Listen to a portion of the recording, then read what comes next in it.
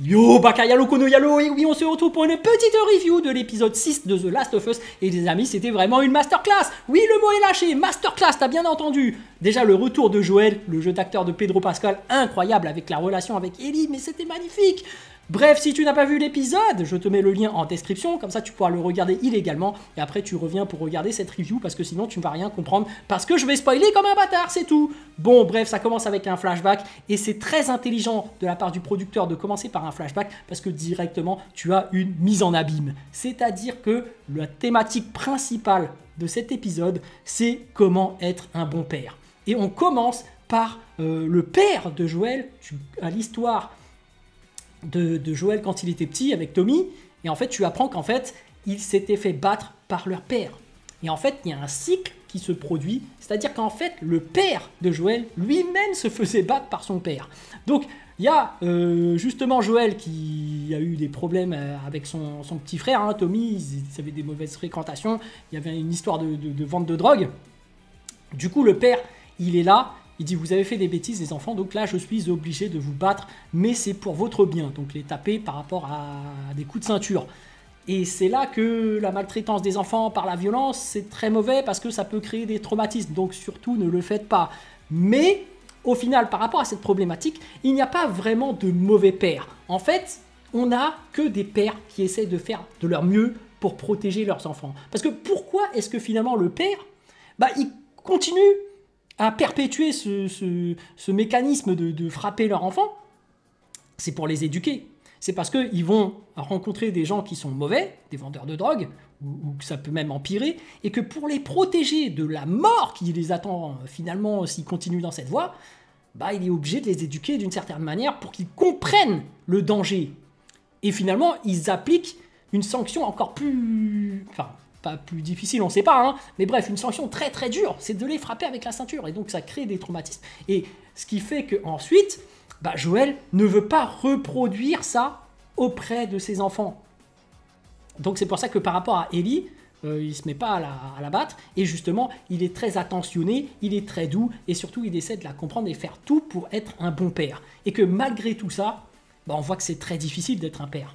Parce que tu aimes ton enfant, tu veux son bien, mais du coup, comment faire pour pouvoir bien l'éduquer? Et surtout que, on apprend par la suite que, voilà, c'est très compliqué parce qu'il avait menti, et qu'en plus, tu voyais que Ellie avait des tendances un peu suicidaires. Parce que, psychanalytiquement, je sais pas si ça se dit, bref, elle dessinait des espèces d'hirondelles de nuit, et ça, le symbole, c'était qu'elle recherchait plus ou moins la mort. Donc, elle avait des tendances suicidaires.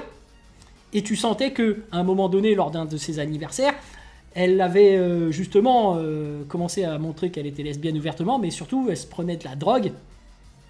Et puis elle essayait de se tatouer parce qu'elle n'en pouvait plus d'avoir d'avoir été mordue et qu'on ait peur d'elle, parce qu'on a peur qu'elle se transforme en infectée, alors qu'elle est immunisée, mais elle le cachait justement à tout le monde. Tu sentais qu'il y avait un véritable mal-être. Donc il y avait une certaine tension suicidaire, et c'est très compliqué pour un père d'éduquer son fils, parce que c'est une véritable souffrance de la voir sombrer alors que tu es impuissant en fait. Parce que c'est pas toi, c'est elle. Et toi, ton rôle de père protecteur, tu te dis comment est-ce que moi je peux faire? Donc il va même voir la psychologue, le psychiatre, pour essayer de trouver un remède, mais c'est très compliqué, même difficile d'en parler, tu vois. Alors qu'en soi, tu vois que ça ne dépend pas de lui. Dès que tu as un enfant, il a son libre arbitre, hein. Tu peux vraiment pas tout faire. Mais tu vois vraiment que, voilà, il y a une responsabilité du père qui lui tient particulièrement à cœur à Joel, parce que justement, il a subi un traumatisme dans le passé et qu'il ne veut surtout pas reproduire tout ça auprès de son enfant. Mais c'est touchant en fait, parce que justement, quand on voit le flashback de Joel, enfin plutôt le flashback de Ellie, tu vois vraiment qu'il se met à vraiment... Tu vois que c'est un mec, comment dirais-je, qui met à cœur, qui met du cœur à l'ouvrage pour faire plaisir à sa fille. C'est-à-dire que le premier anniversaire, vraiment, il avait tout prévu. Il avait prévu d'aller dans le musée, il avait vraiment prévu la petite cassette pour la mettre dans l'ambiance et tout. Mais tu sens que ça reste un père qui n'est pas parfait. C'est-à-dire que même le gâteau, quand il arrive et qu'il file le gâteau d'anniversaire, il écrit mal Ellie.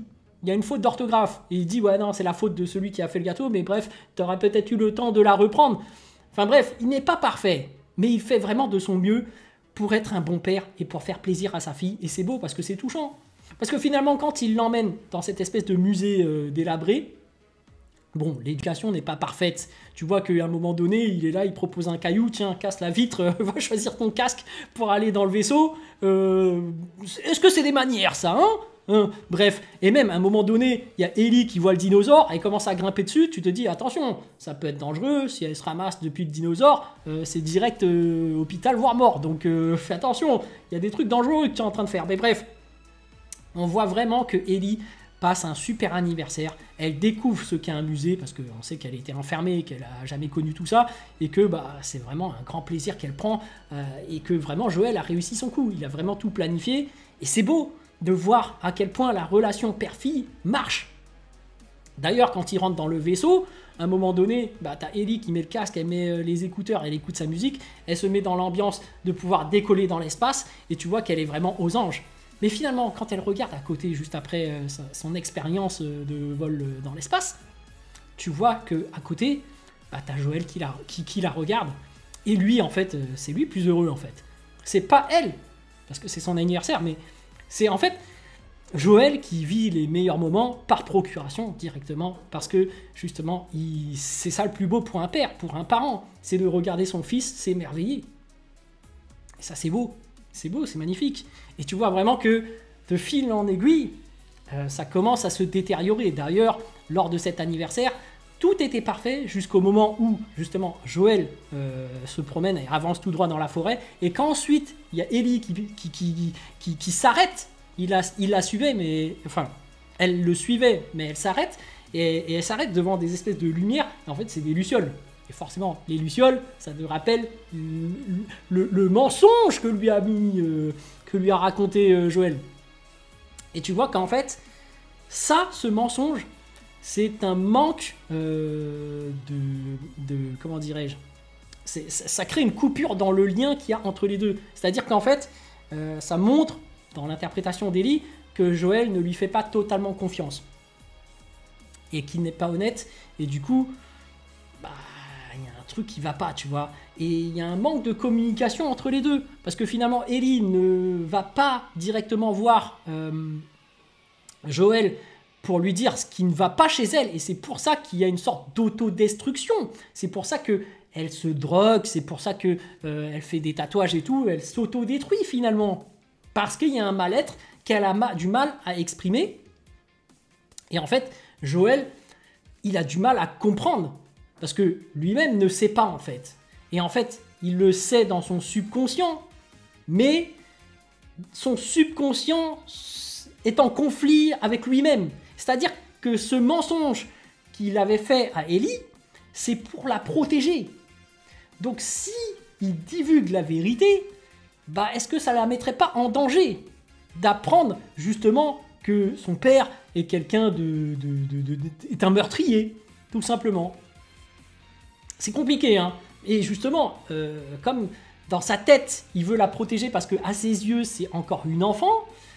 Ben, du coup, est-ce qu'il n'y aurait pas un côté surprotection? Et c'est là qu'on voit le contraste entre le père de Joël et lui. C'est-à-dire que le père de Joël, lui, il était plutôt dans le « bon, tu survivras, tu es un enfant qui est dur, je vais te frapper avec la ceinture ». Donc là, c'est pas de la surprotection, mais c'est plutôt du bah, t'inquiète, c'est un dur à cuire, il va survivre. Alors que Joël, comme il a vécu ce traumatisme, lui, c'est tout l'inverse.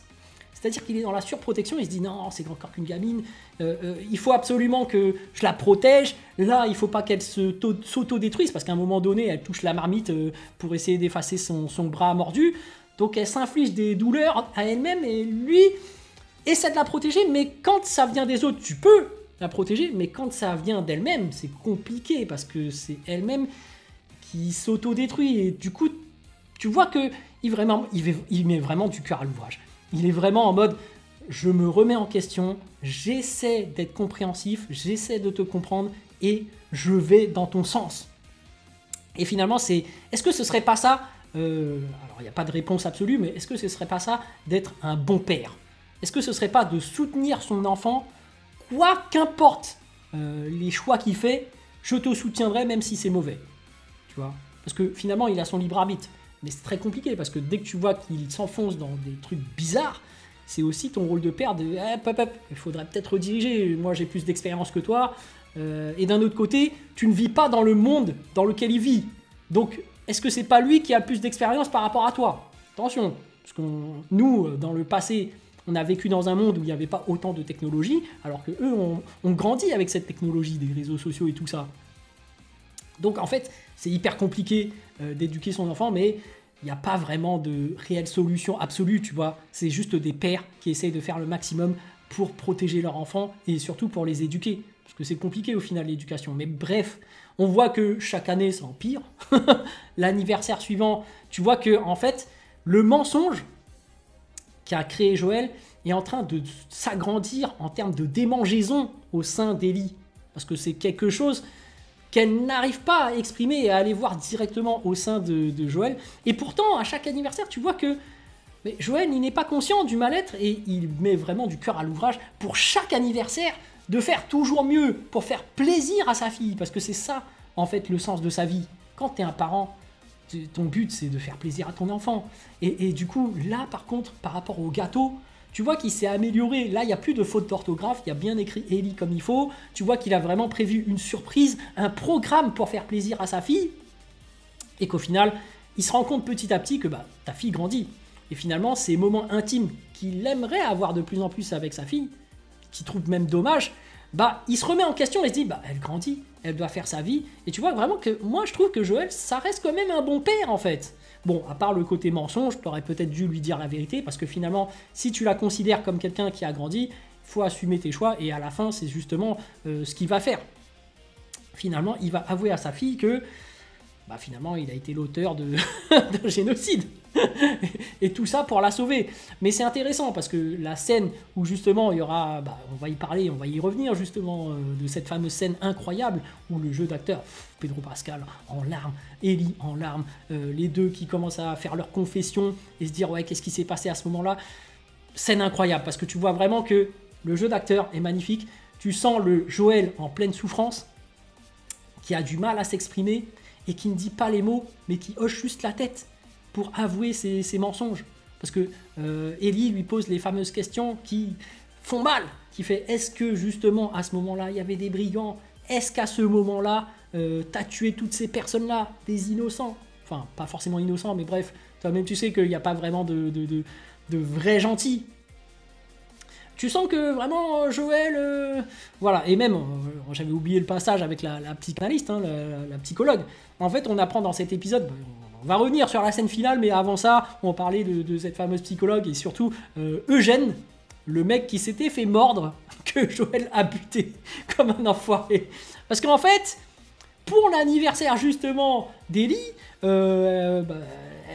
Joël savait que Ellie avait envie de faire une ronde, enfin un tour de garde et tout, et donc il l'emmène.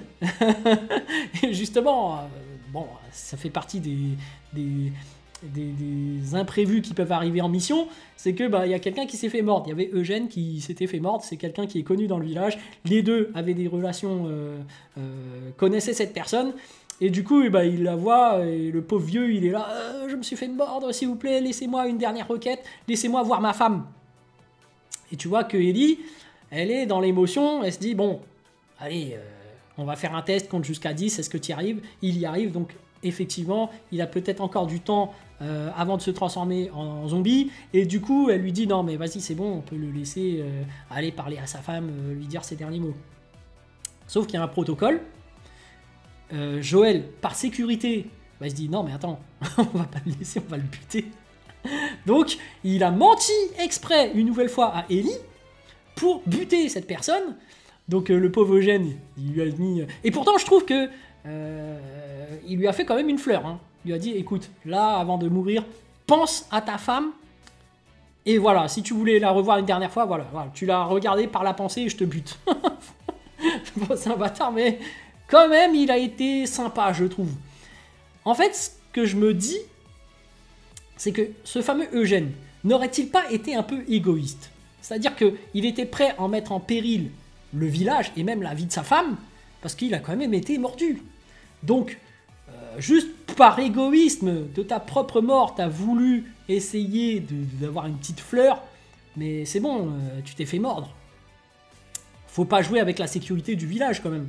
Donc tu peux entraîner d'autres personnes dans ta mort. Donc c'était très égoïste, moi je trouve, de sa part. Et je trouve, moi, que Joël avait raison. Donc après, chacun se fait son propre avis.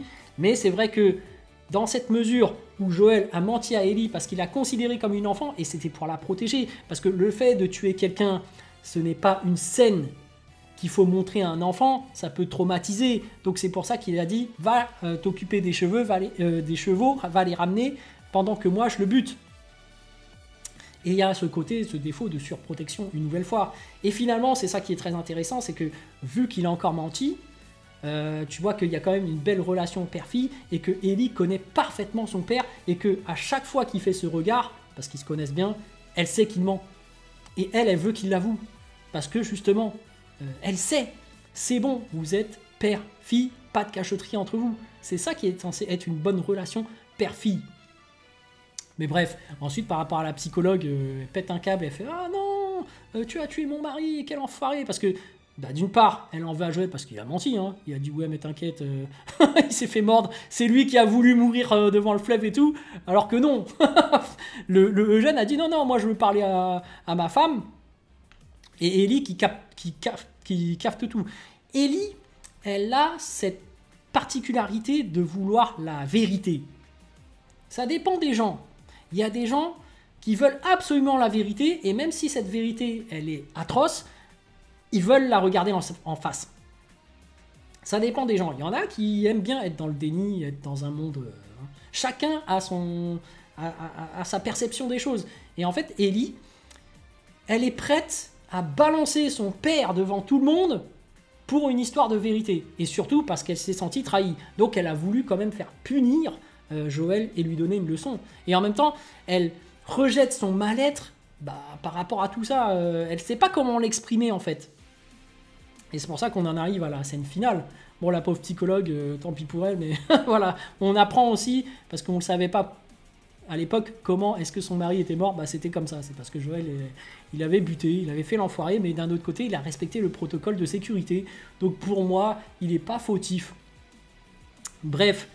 On apprend aussi dans la soirée le point de vue de Joël, hein, quand il avait sauvé du policier qui était arrivé lors de la soirée quand Ellie et Dina s'embrassaient.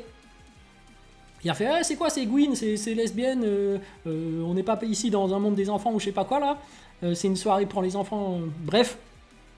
Et à ce moment-là, Joël était arrivé pour le repousser. Et là, en fait, il y a un lien direct par rapport à ce qui s'était passé, par rapport à son histoire, par rapport à son père. Parce que son père, on se rappelle qu'il était policier.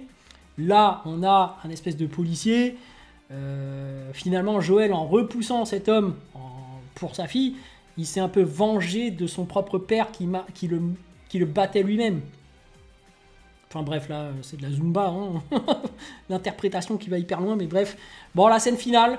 incroyable, la relation entre Ellie et Joël, finalement Joël qui avoue tout, qui a du mal à exprimer ses sentiments et qui est en larmes et qui justement ne fait que hocher la tête par rapport aux questions que Ellie lui pose, c'est juste incroyable. Le jeu d'acteur est magnifique et c'est là que les gens s'avouent tout et c'est là aussi que Joël exprime que j'ai été un mauvais père.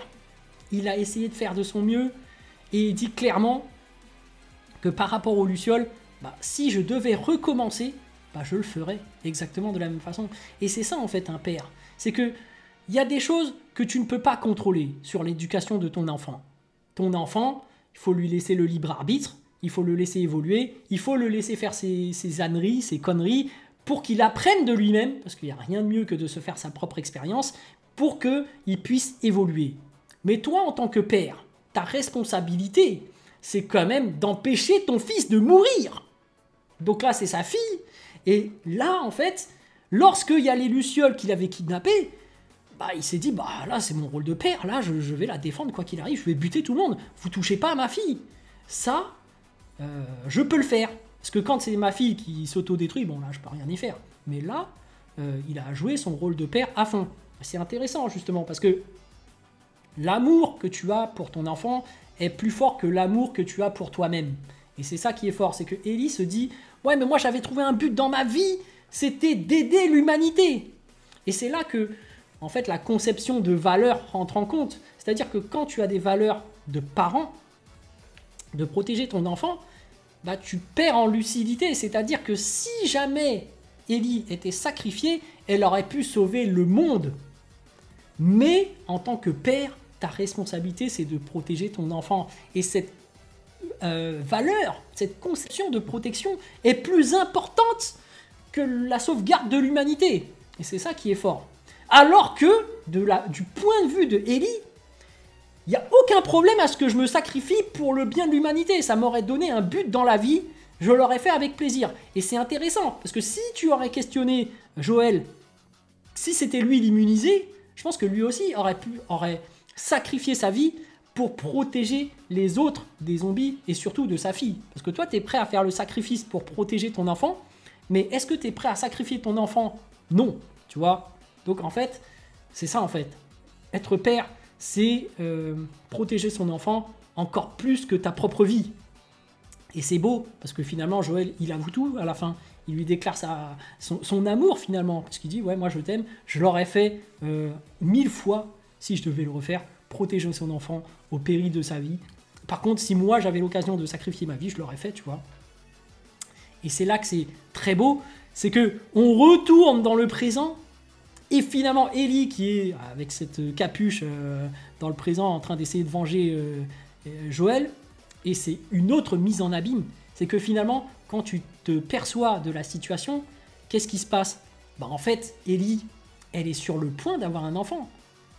Enfin, pas d'avoir un enfant directement, mais c'est exactement comme Joël. En fait, c'est un enfant adopté.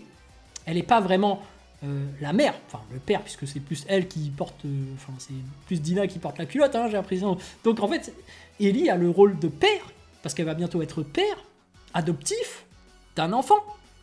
Et finalement, ça va être très intéressant parce que Joël lui dit « Voilà, j'ai pas forcément été un bon père, j'espère que toi, tu seras un meilleur père. » Donc finalement, la situation va arriver pour Ellie. Et c'est très important ces mots que Joël lui a dit, c'est que tu ne peux pas comprendre ce que je ressens, tu n'as pas d'enfant.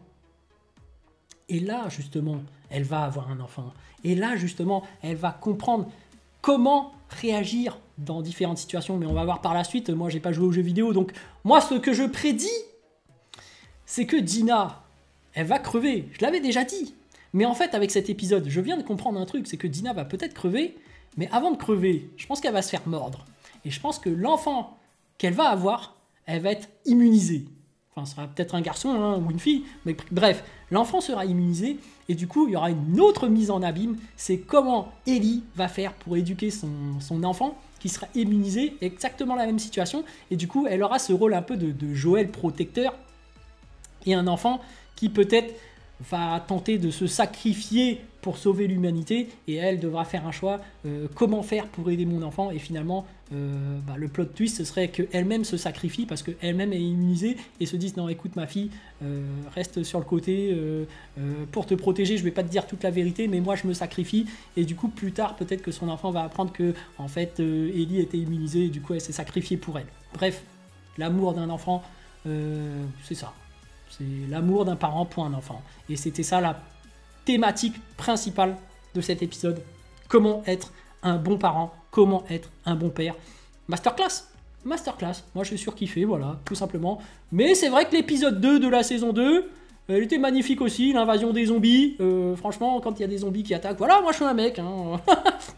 C'est vrai que là, cet épisode, je l'ai préféré. Il y a le côté émotionnel, hein, il y a la chialade, tout ça de la fin, mais... c'est vrai qu'en tant que com, parfois les effets spéciaux, les zombies, les trucs qui attaquent, voilà, on kiffe aussi, hein, donc voilà. Les amis, sur ce, je vous dis donc à plus dans le bus, ou plutôt à plus tard dans le car, ou plutôt à bientôt dans le bateau.